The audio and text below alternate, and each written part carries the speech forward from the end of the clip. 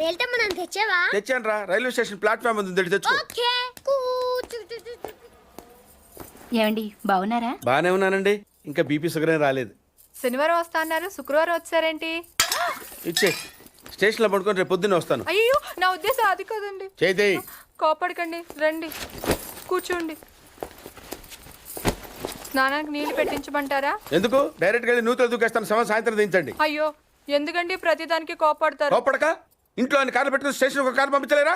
మీరు ఎప్పుడు వస్తారు? నార్మల్ ఏంటే కౌంటర్ ఇస్తున్నావు?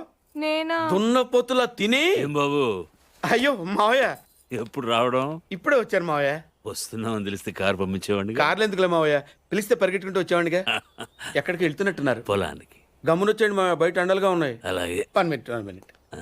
ఆశీర్వదించండి మావయ్య. ముసలుడే గాని